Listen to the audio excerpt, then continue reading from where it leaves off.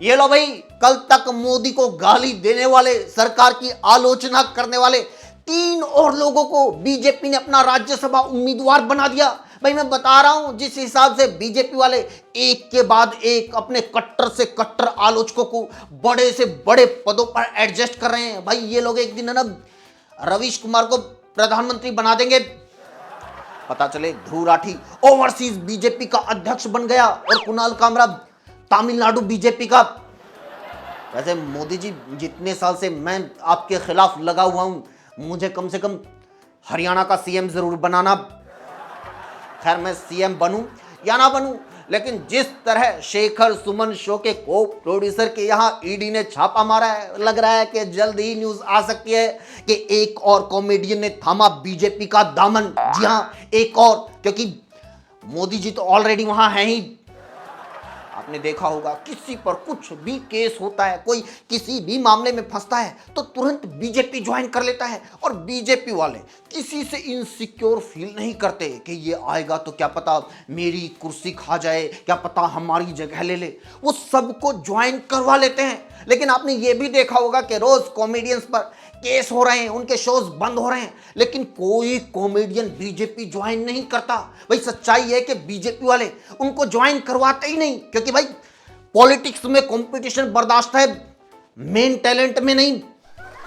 हाँ, तो हम कह रहे थे कि ईडी की रेड के बाद हो सकता है कि शेखर सुमन, क्योंकि भाई शेखर सुमन पहले भी बीजेपी ज्वाइन कर चुके हैं और शेखर सुमन के बेटे बीजेपी की कंगना को सच्ची भयंकर भयंकर आरोप लगाए थे यार। अध्ययन सुमन ने कंगना पर यहां तक कहा था कि जब कंगना के साथ उनका अफेयर था तो कंगना उनको गालियां देती थी, पीटती थी, सैंडल से पीटती थी। लेकिन जब चंडीगढ़ एयरपोर्ट पर सीआईएसएफ की कांस्टेबल ने कंगना को पीटा तो दोनों बाप बेटे कंगना के समर्थन में आगे आए। शेखर ने कहा कि कुलविंदर कौर को थप्पड़ नहीं मारना चाहिए था, कंगना पर हाथ नहीं उठाना चाहिए था, हाथ उठाने का कॉपीराइट सिर्फ कंगना के पास है, बेशक बेटे अध्ययन से पूछ लो। इससे पहले भी शेखर सुमन और कंगना की जबरदस्त, जी हां जबरदस्त ट्यूनिंग देखने को मिली थी। जून 2020 में जब दोनों ने सुशांत सिंह की मौत पर अपने मर चुके करियर को जिंदा करने की कोशिश की थी। दोनों का कहना था कि ये एक प्लान्ड मर्डर है। दोनों ने उस टाइम उद्धव ठाकरे की सरकार, पूरे बॉलीवुड और खासकर रिया चक्रवर्ती को जमकर बदनाम किया था, जिसका नतीजा ये था। आज भाई साहब बस स्टैंड से 12 रुपए में खरीदी गई 33 पन्नों की रसगुल्ले वाली बुक से टेप कर जिस गोदी मीडिया पर चवन्नी छाप जोक मारकर खुद को सटायर किंग बोल रहे हैं, उस टाइम उसी गोदी मीडिया पर बैठकर इतना जहर उगलते थे, इतना जहर उगलते थे कि taipan snake, box jelly fish, golden dart frog, blue ringed octopus और कॉर्न स्नेल ने खुद जूलॉजी के सिलेबस में चेंज करने की मांग करी। बोले जहरीले जीवों की लिस्ट में शेखर सुमन का नाम भी डालो। सच में यार, उस टाइम शेखर भाई इतनी आगे निकल गए थे कि उन्होंने सुशांत सिंह पर आई एम्स की रिपोर्ट को, डॉक्टरों की रिपोर्ट को भी मानने से इनकार कर दिया था। अरे कैसे ऐसे कैसे रिपोर्ट को मान ले, रिपोर्ट पे कंगना के साइन तो है ही नहीं।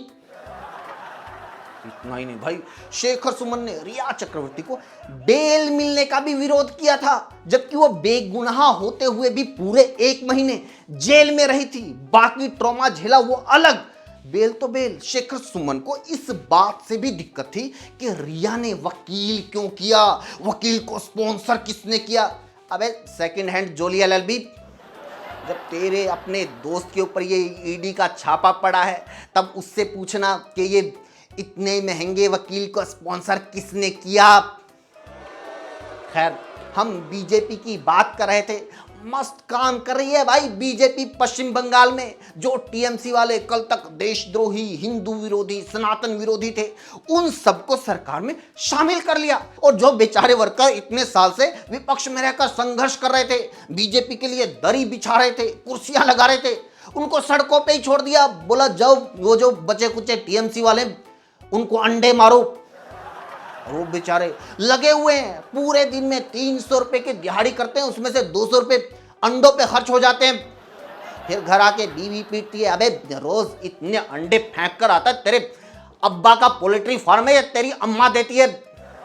और याद रखना, जिसको तू आज ये अंडे मार के आया, कल को वो बीजेपी ज्वाइन करके तेरे कुकड़ू को सुझाएगा।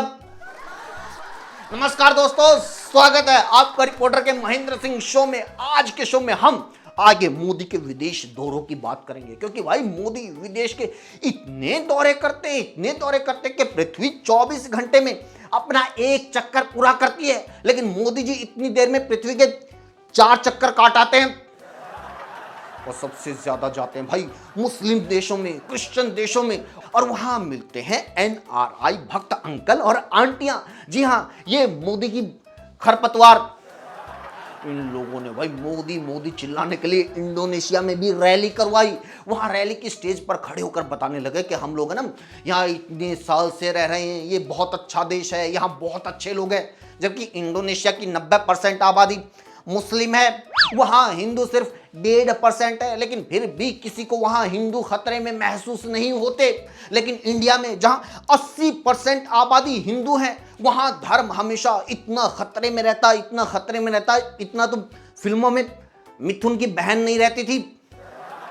इंडोनेशिया ने मोदी को वहां का सबसे बड़ा नागरिक सम्मान दिया।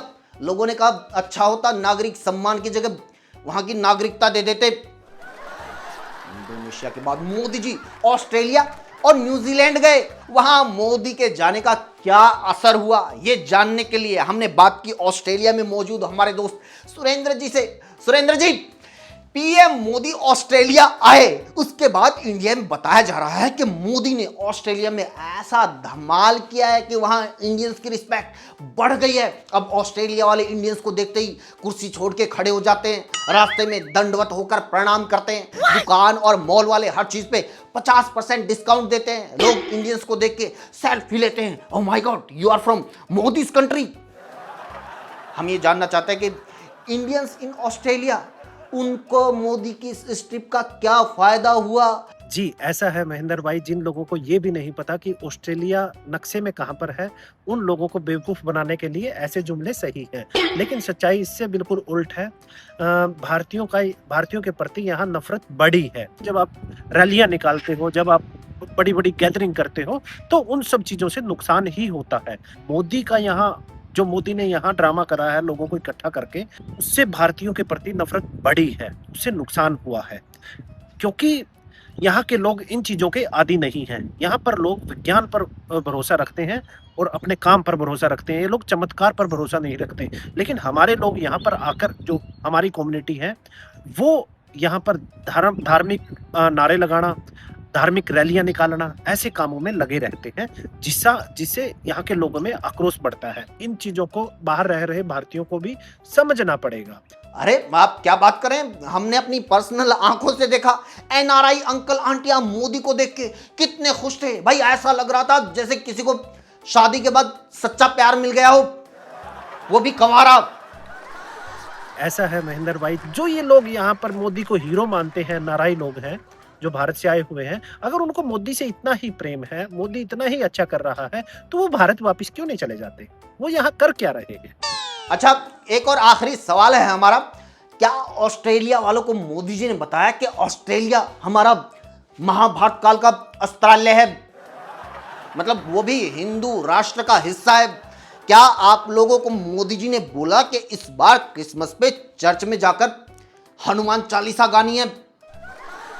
और जहां तक बात रही ऑस्ट्रेलिया वाले अस्त्र, जो महाभारत के अस्त्र है, वो यहाँ इकट्ठा हुए और उससे इस बात का इतना मजाक बना है कि यहाँ के न्यूज चैनलों पर ये बात चली है कि ऐसे कोई भारतीय दावा करते हैं। जब इतनी बेवकूफों वाली बात करेंगे तो हमारी इज्जत कौन करेगा? मुझे ये बात नहीं समझ में आई। थैंक यू सुरेंद्र जी, आपने मौका वारदात से बताया कि मोदी जी कैसा डंका बजा के आए। भाई मेरी तो तमाम देश की सरकारों से अपील है कि भाई अपने अपने डंके को संभाल के रखा करो। कुछ नहीं पता मोदी जी कब बजा के चले जाएं। इसी के साथ वीडियो में इतना ही दोस्तों। कैसी लगी कमेंट करके जरूर बताइए और लोगों तक पहुंचाइए। वीडियो को शेयर कीजिए, कमेंट जरूर किया कीजिए। हमसे जुड़ने के लिए चैनल को सब्सक्राइब कीजिए, हमें इंस्टाग्राम के ऊपर भी फॉलो कीजिए। Thank you so much.